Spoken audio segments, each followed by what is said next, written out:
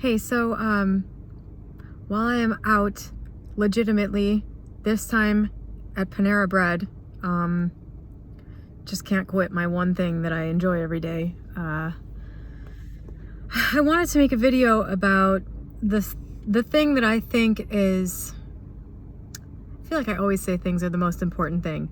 Something that I think is critically important when it comes to getting from point A to point B with whatever it is that you have chosen, however you choose to look at it, whether it's the Neville Goddard perspective of just creating a visual, an imaginal scene and holding that in your mind until the events in your life sort of shape themselves and take you there, or whether you're a reality transurfing person who's now looking at this differently like me, which is to say that you believe that there are all these different timelines, every possible life that you could be living exists, and that all you have to do is pick the timeline that you want and attune your energy to that, and you'll move to it. Just basically just another way of explaining the Neville Goddard technique, explaining for me why I think the Neville Goddard technique works.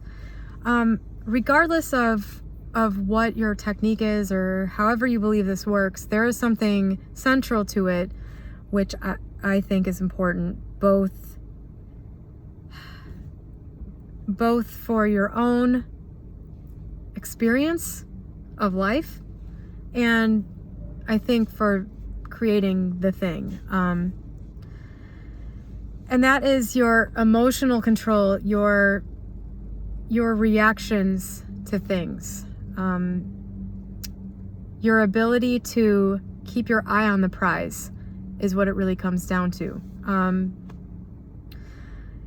I think that if you have your choice made, I think that if you know wholeheartedly and have fully bought in with your mind and you believe that the thing you want is possible, that you will get it, you have a clear idea of what that is and what it feels like, and you have sort of moved into the status of obtaining it, which is another way I think of saying living in the end, living in the state of the wish fulfilled. You can also think of that as sort of living in a state of determination to get something, if that makes sense. I think once you've fully adopted the state, or you've fully decided where you're going and you know you're going to get there, I think you can have a pretty wide range of reactions. I think that you can have a lot of bad emotions. I don't think it is necessary for you to feel happy. I don't think it's necessary for you to feel good about yourself. It's this particular frame of mind that I'm talking about that gets you there. However, I think that you will find if you can develop the emotional restraint and the presence of mind to not react to things that seem to be in opposition to your goal, I think you'll find some really interesting experiences come out of that. Sometimes something is said. We're emotional people, we're emotional creatures, and we don't always know what something means when it's being said, or especially with people, it can be really easy to misinterpret something somebody says, or to take something to mean something it doesn't.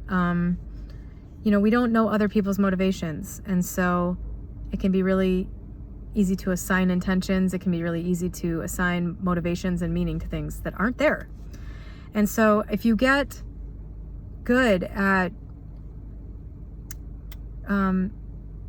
sort of remaining in the center, I think you will often find, this has been the case for me, of course, I'm speaking from my own experience, I have often found that something I thought meant one thing ended up meaning something else, or after I'd had a little chance to not, if I had an emotional reaction and I had a chance to cool down, that I've realized I completely misinterpreted a thing in the moment.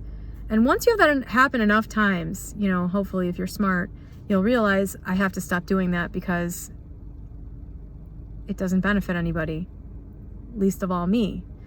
You have these emotional reactions, you get angry or frustrated, or, you have a childish, like, giving up type of reaction.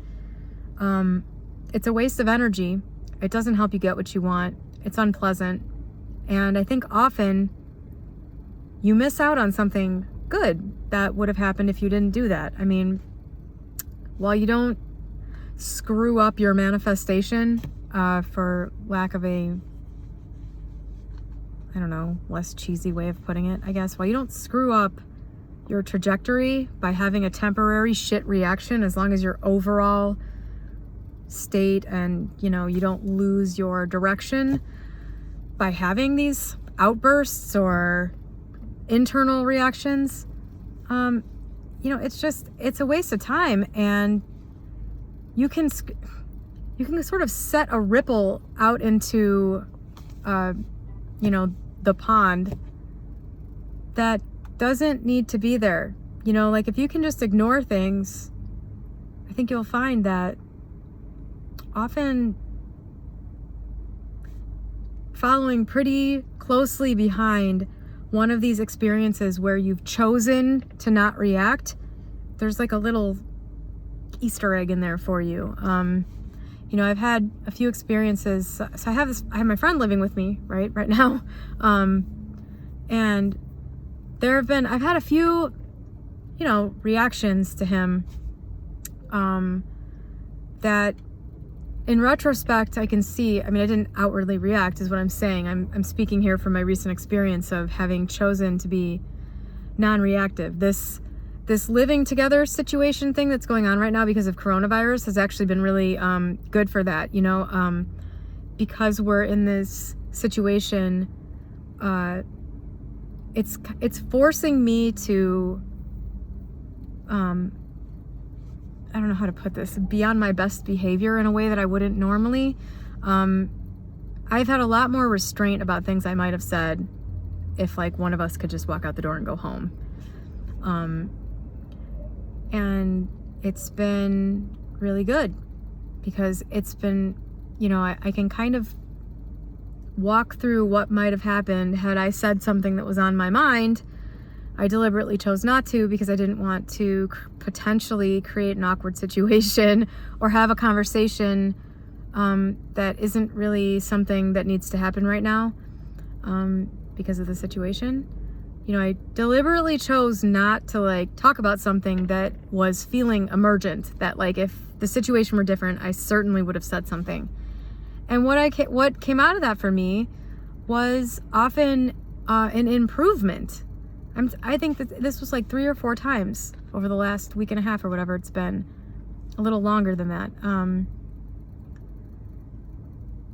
There's been a good conversation or something that happened that was much more in alignment with my end game then, and I don't think that thing would have happened had I said something, like, timing wise, when I'm looking at when, like, something unexpected happened kind of within a time period where I can almost certainly say that if I had taken a risk and talked about something that maybe I didn't think I should,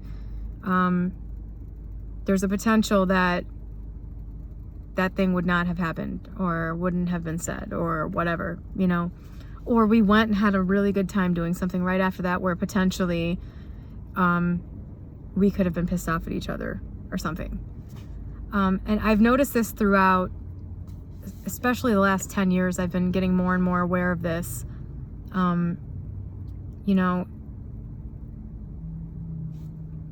Effort put in to control a reaction to something happening that doesn't seem to be what you want seems to pay back like tenfold without fail.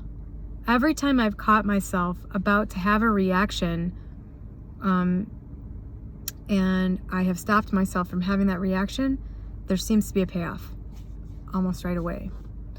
And I don't know. Like I was saying, I don't think it prevents you from getting to your end goal, but I do think it speeds you along the way to be mindful of your interpretation of things that are said or things that happen that don't seem to be in alignment with your final outcome. Because often those things don't mean what you think they mean. Often they are completely irrelevant. And all you really have to do is just get good at self-control in those moments. And at least for me, I've started to get a payoff almost instantly. I'm sorry for the subdued nature of this little chat. I went for a walk this morning. It was rainy and 47 degrees, and there is like a serious wind thing happening today, and it just like blew all the energy right out of me. So I am exhausted, and gonna go home to eat some more home cooking. My friend that is staying with me is an amazing cook and has been cooking me gourmet stuff every night that he's been here. I'm getting fat, and it's going to be fun trying to convince my mind that I'm 20 pounds lighter than I am. So take care, Godspeed. I'm sitting right across from a clinic that has a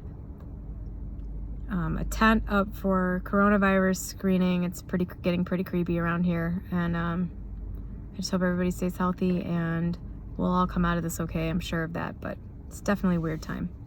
Hope you're doing good, and take care.